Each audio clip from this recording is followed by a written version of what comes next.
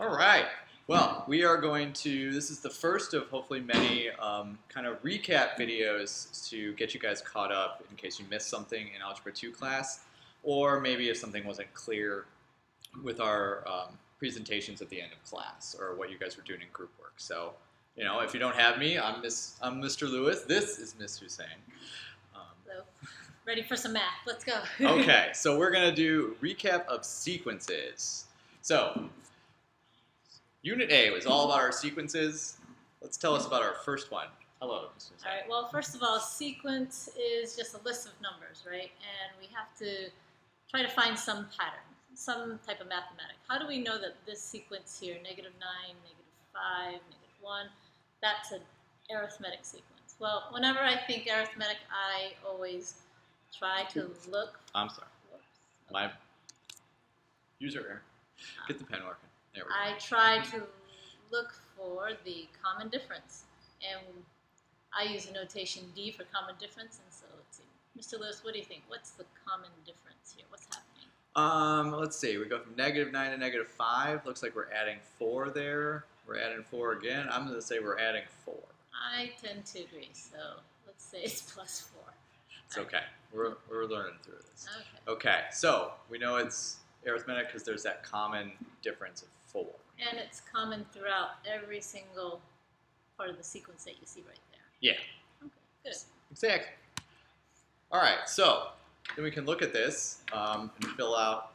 So we have -9, -5. So to make our equation, we need to know which is our first term. So our first term, you got to think of these as term 1, term 2, term 3, term 4, term 5, on and on and on.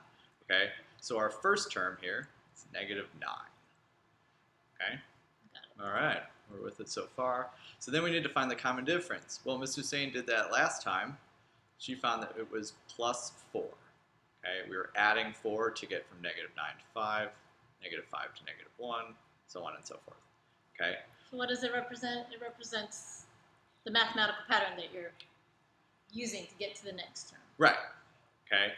And since we kind of noticed in class how arithmetic sequences tend to be linear, moving up, we can also kind of imagine that as our change, so we can turn of it as our slope as well. Right. So Okay. I've also talked about how you can think of D as the slope. So you can also write M equals Yeah, right after that if you like. exactly. So, so what is t of n when n is 0? Okay, so it gave it to us at 1, and now it wants to find it at 0. Well, if I know that going forward I'm adding 4, it would have to turn that I added 4 to get to -9. So From your theoretical 0th term. Right? exactly. So if I take -9 and I subtract 4, gives me my theoretical starting point of -13. So like I said again, it's a theoretical term. You see that the first term of the sequence is -9. So Yes, it's an imaginary type of thing, but it's there. exactly. And we're going to be using it. Yes, we will, when we're making our equation. So now that we have our information, we can kind of move through. Okay, so what did we say? I'm going to take some notes. We said the slope or the common difference. Let's get down here. Slope or the common difference was 4. +4. Right. Okay. And what else do we need? So we want to write an equation. Right. Let's call it T of n. And let's see, it's linear, right? Yes. So we've got a slope. I need some other important point. And we talked about the 0th term. Mm-hmm. 0th term is also known as Our y-intercept. our y-intercept, or Alright. I guess t-intercept, but we're going to call it y-intercept. So we've got slope, so 4n. Yep. And what was it? It was I believe it was -13. right? Okay. So there's an equation here.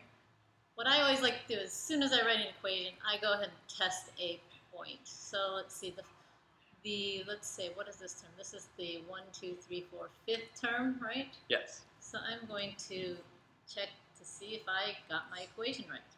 Highly recommend that everybody do this just in case.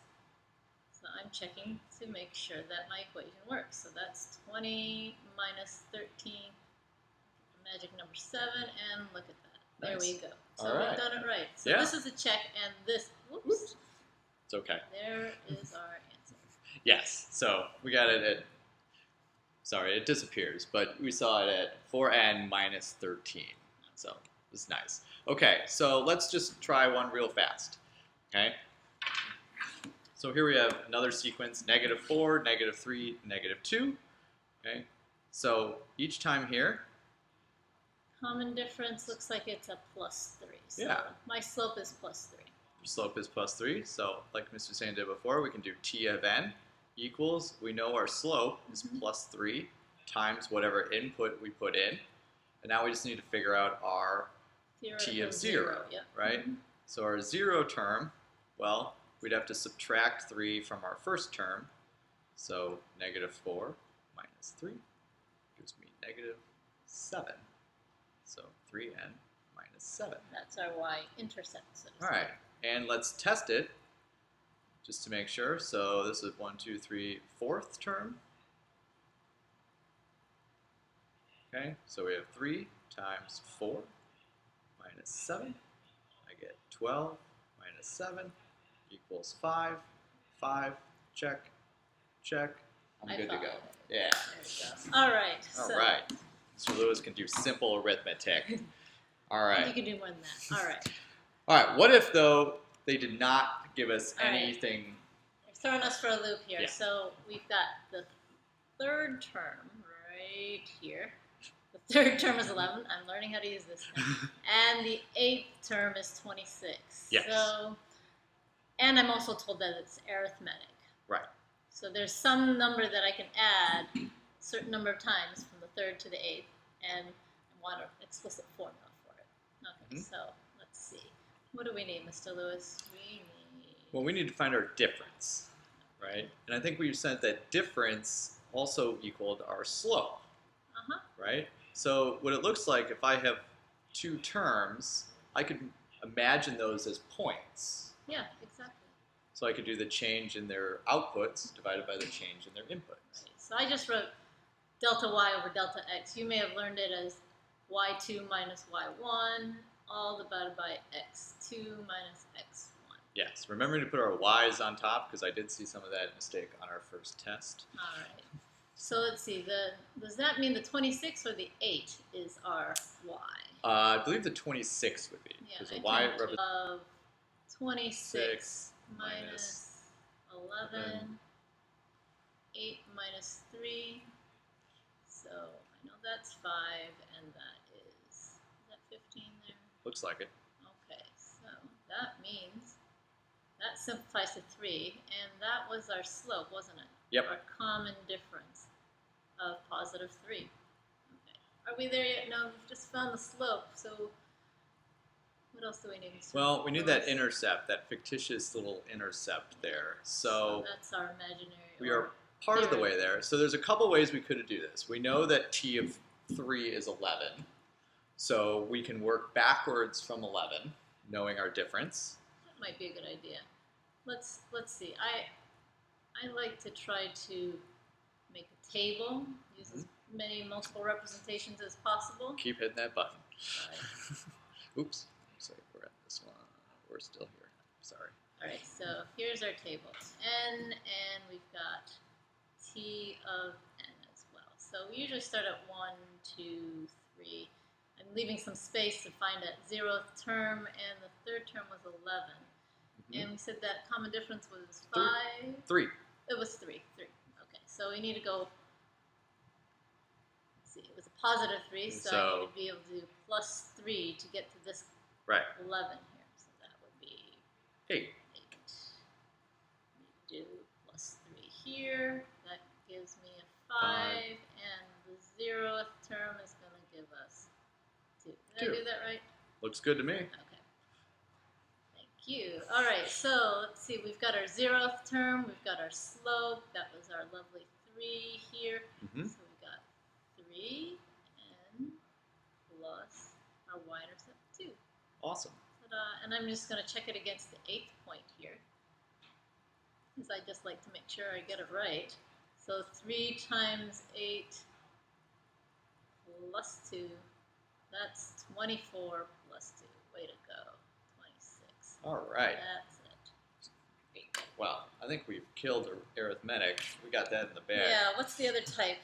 Arithmetic, so we've got geometric next. Yes. So as we saw last class, we were dealing with those phone orders. The pi Okay. phone. Yeah, the pi phone. Wait till you get to the pi droid. Okay. Anyway, so the store starts with 100 phones, and then they predict that they're going to sell 15% more a week. So this is a geometric solution, because if you imagine it kind of on a graph, it doesn't have a linear correlation. It starts at 100, and then it might go up 15 here for 15%, but then it's going to go up just a little more at that, because we deal with each time. So right? what's going to happen is this thing is going to start curving. Okay, so we can't use the same slope.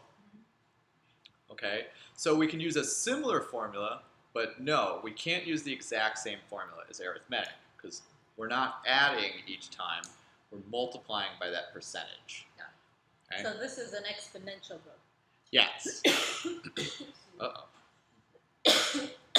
The air in here is bad. All right, so instead of a common difference, we could call it a common ratio. Right. Okay?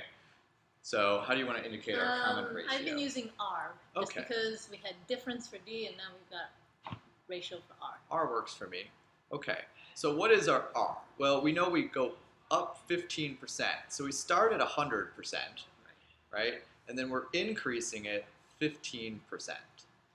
So that's the same as 115% of the Right. original. Of our original amount. And going back to percents, 15% of means multiply. Of means Right. multiplying percentages. So there we go. There's our common ratio. We're There's our multiplying common by ratio. 1.15. Yes, 1.15. No, you're doing fine. I should just let you keep going.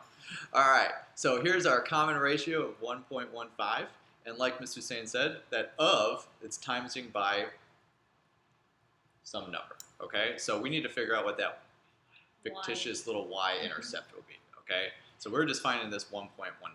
Yeah. Okay, I was getting ahead of myself. Yeah, we're going to stop. That starts at R equals 1.15. Okay, so the y-intercept here, it says 100 phones were pre-ordered in week 0. Well, 0, they That's already what did the zero's work done. for. Yep.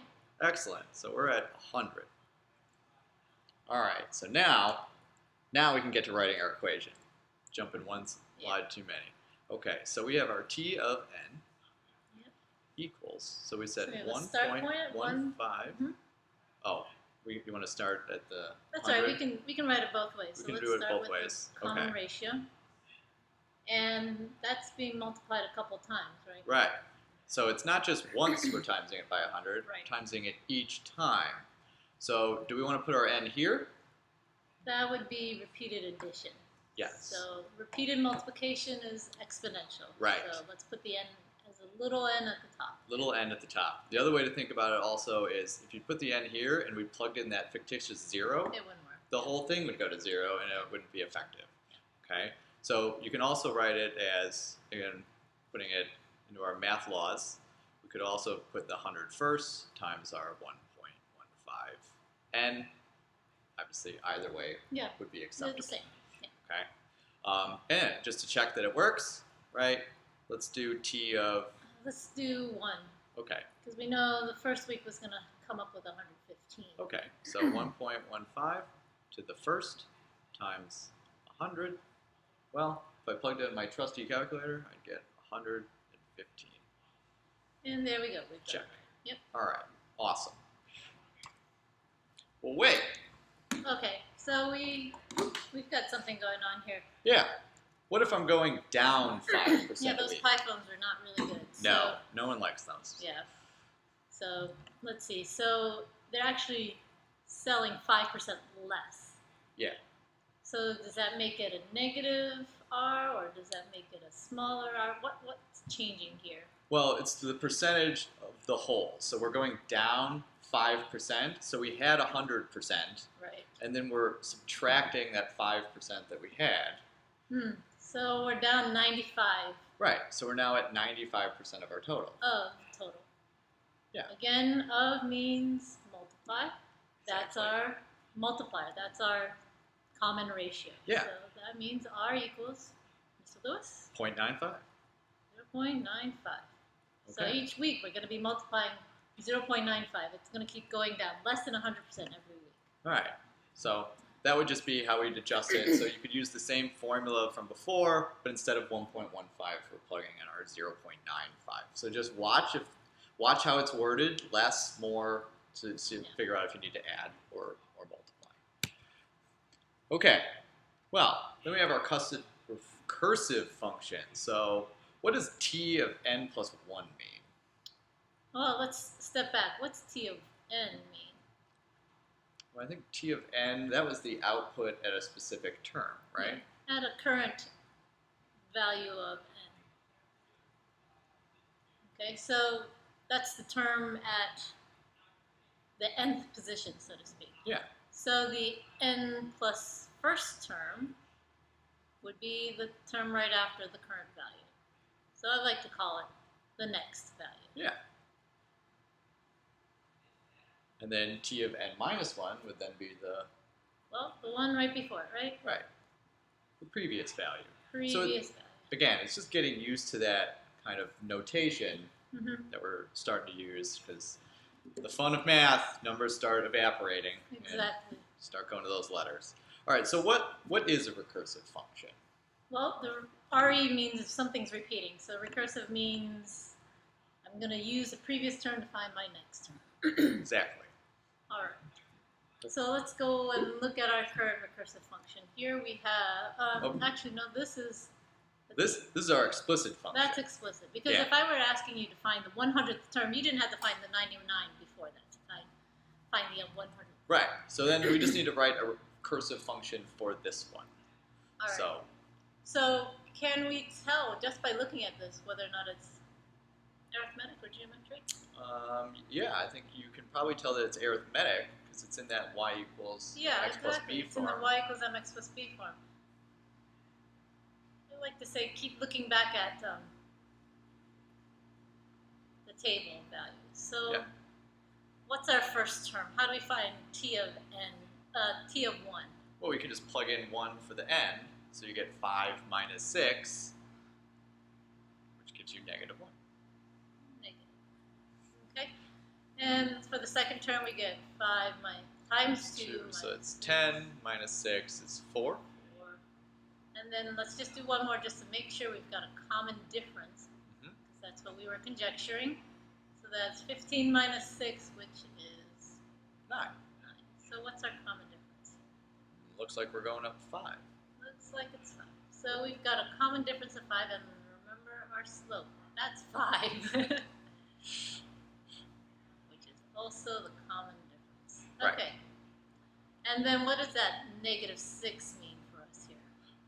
Well, that's our fictitious starting. Yeah, that's So our starting. our little y-intercept. So that would be our 0 term here. Exactly. If we wanted to put that in here, just to be complete, maybe.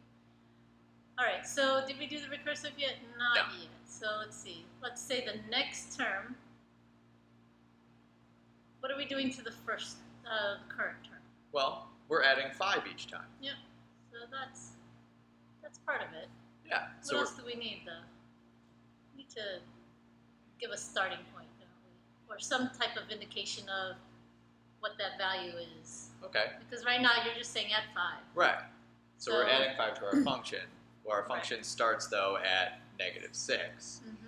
So, So I like to usually put t of 1 maybe, and I'll say, well, I've got a specified value. So this is the recursive rule.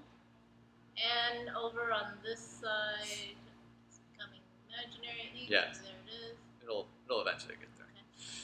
Over on this side here, we have our one of the values. You could list the second value or the third value if you wanted. It just needs to be there, so you Right. set that pattern. Because we need that previous term in order for... To the n power. So Right. Here it looks So here like, our ratio was 1/2, Right. because that's the 1 to the n power. Mhm.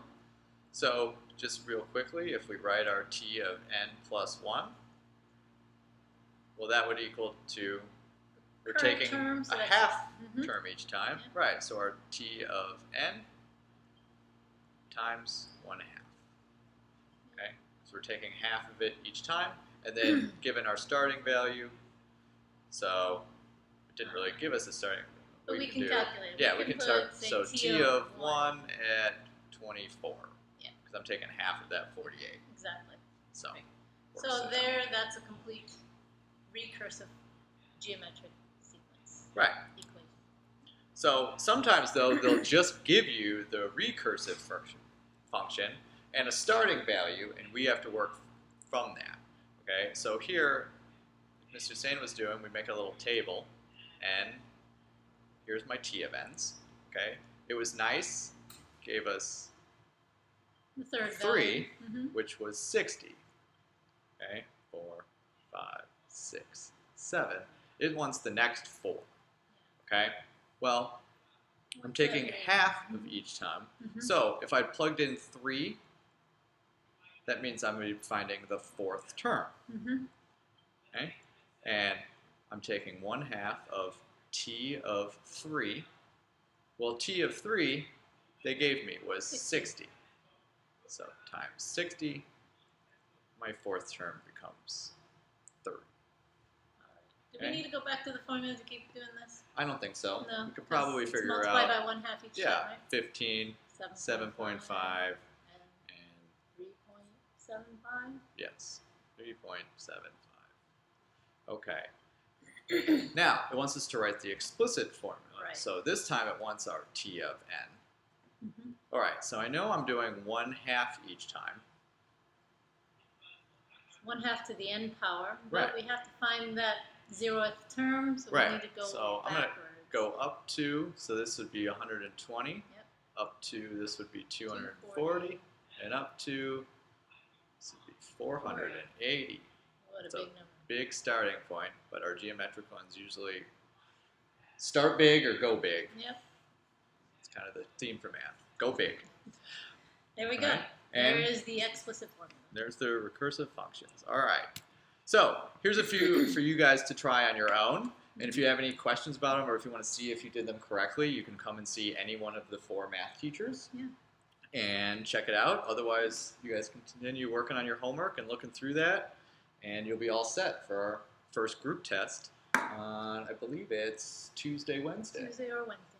All right. All right, just keep practicing.